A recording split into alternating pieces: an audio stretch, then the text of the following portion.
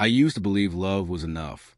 I assumed we had it all, a bond no one could break, a love that was unshakable. But that was before that instant. The moment Liam asked for one last kiss before leaving, and I told him, "Stop being clingy. We're not kids anymore." Then I turned and walked away. That kiss, that small, fleeting gesture, could have saved us, but I couldn't see it. My name is Elena, and this is the story of how I ruined everything. All because I thought I was too important for something as simple as a kiss. Before you dive into this heartbreaking tale, take a second to subscribe. You won't want to miss stories like this, filled with raw emotion, personal growth, and powerful lessons. Press that subscribe button now. We met when we were just starting, young and eager to take on the world. I was 22, fresh from college, and he was the one I thought would be my forever. Liam, strong, steady, dependable. He was everything I wasn't. He was calm where I was driven, patient where I was restless. For the first few years, that balance worked. But time changed us. It wasn't sudden, just a slow fade. At first, I didn't notice. I was so consumed by my career, my dream job, the promotions, the late-night projects that I forgot about us. I told myself it was for the future, for us, but all I did was push him further away. Liam didn't ask for much. He didn't demand my attention or expect grand gestures. He just wanted the little things. A chat over dinner, a kiss before work. But I couldn't give him that anymore. I was busy, too busy. That morning was different. That morning, he needed something small, something simple, but I was too wrapped up in my own world. It was a typical morning. I woke up before my alarm, grabbed my phone, and immediately started checking emails.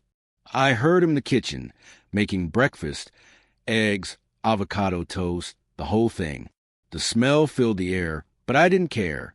I was already thinking about the meeting I had in an hour. "We could use a few minutes together," Liam said quietly, sliding a plate toward me. I glanced at the clock. "I've got a meeting at 9 o'clock, Liam. I don't have time for this." I grabbed my coffee mug, my mind already racing toward work. But then he spoke again, and something in his voice made me pause. "Elena, can we talk for a minute?" I sighed, annoyed. "About what?" "I've been trying to talk to you for days," he said, his voice cracking with exhaustion. I barely looked at him as I snapped, "I'm trying to get to a meeting, Liam. Can this wait?" He didn't respond, just stared at me. I could see the hurt in his eyes, but I didn't care, not today. I grabbed my things and headed to my office. I could feel his eyes on me, but I ignored him. Then, just before I reached the door, he spoke again. "Elena, can I get a hug before you go?" I turned confused. A hug? Seriously?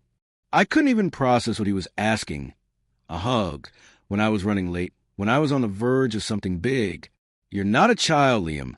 I snapped, my voice harsh than I meant. "Grow up." I grabbed my bag, slung it over my shoulder, and walked out, slamming the door behind me. I didn't look back. I couldn't.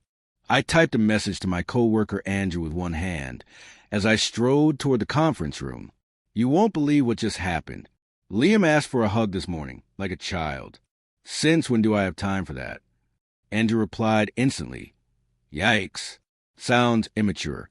Want me to check your slides before the meeting?" I grinned, feeling justified. This was what support looked like. This was what I needed. Not him, not Liam. I needed to succeed. I needed to prove I could be the one who climbed the ladder. The meeting was a triumph. I aced the presentation. But as I stood there, soaking in the applause, I couldn't erase the image of Liam's face at the door, pleading for that small hug. The next few days blurred.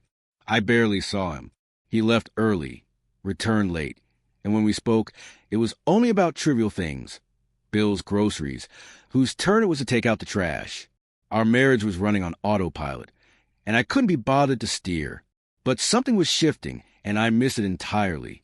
The silence between us had stretched into a canyon, and I was too preoccupied to notice. Then, one evening, my sister Camille arrived unannounced. It was Saturday, and Liam wasn't home. "Where's Liam?" she asked as she walked in. "At his mom's," I said.